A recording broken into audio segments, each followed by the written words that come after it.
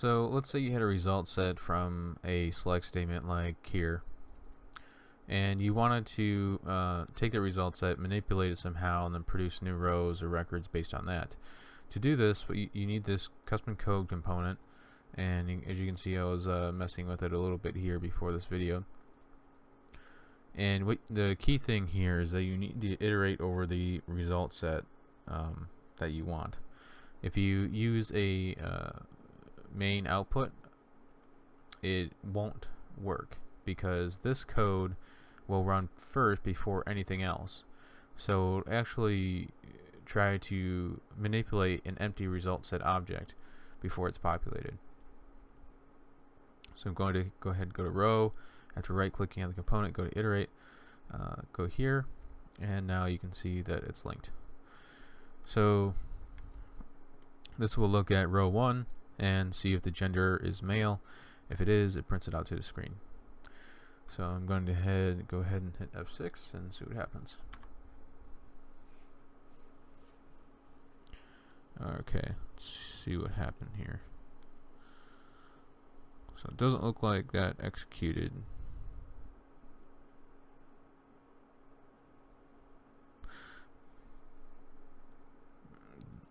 That looks like it's getting one row based on an ID, so that person may have been female.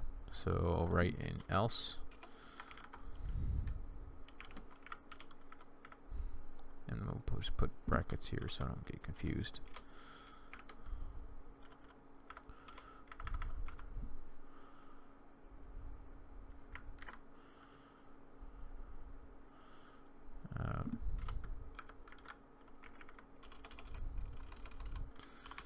This is kind of silly.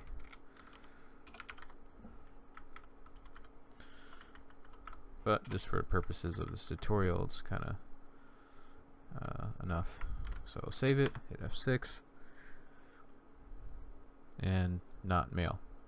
So it iterated over the result set of that, which was only one record. So let's change this and let's get rid of this where statement. And we'll just select all from employees, and this will actually iterate through all of them.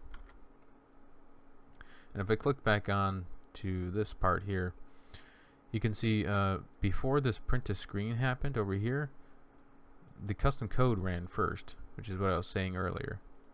That's how I know it's executing first, because it's on the screen first. So now I'm going to go ahead and hit F6. I'm going to print a whole lot more.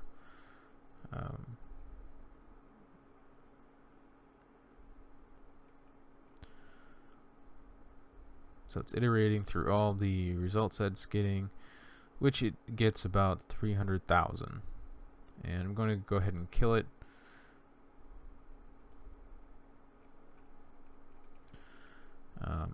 So either we have a lot of females or my logic there is wrong for a character.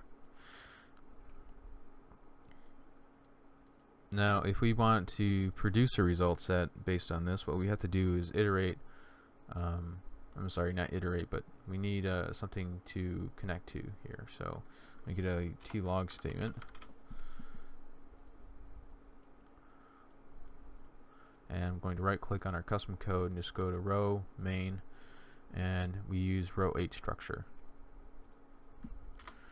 So I'll type row 8 dot, and then we'll have to edit the schema.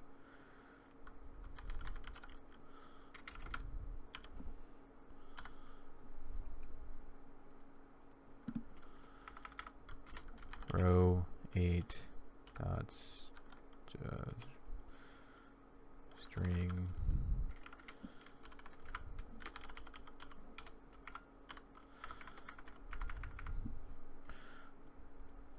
so copy this,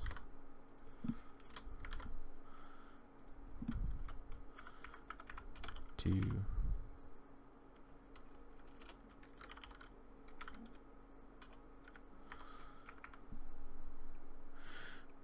so we're going to have two things in our schema, result and something else called string.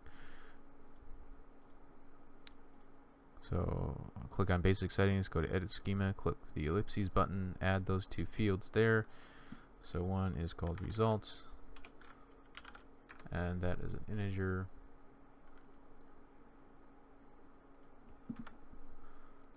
And the other one's called string, and that is a string. So I'll click OK. Ask me if I want to propagate changes to this component, which it did.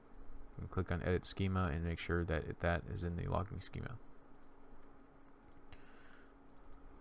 Log custom code.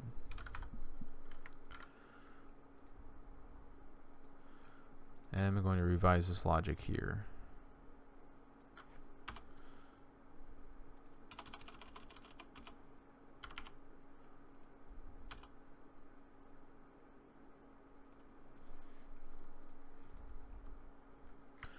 Okay, I'm going to go ahead and hit F6, see what happens.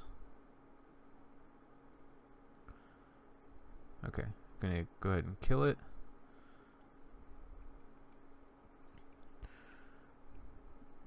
So it looks like it writes it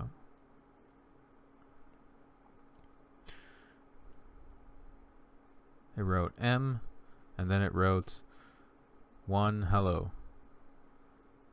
So based on the result it said here, it got 1 record here, which is obviously not the case because you can see it printing out multiple times. Let me change this to a table and make it more visible. And hit F6 again. So I'll kill it. So now what it's doing is it's logging custom code.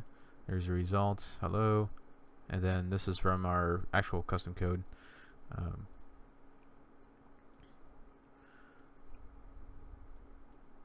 So the first one was male, second one not male.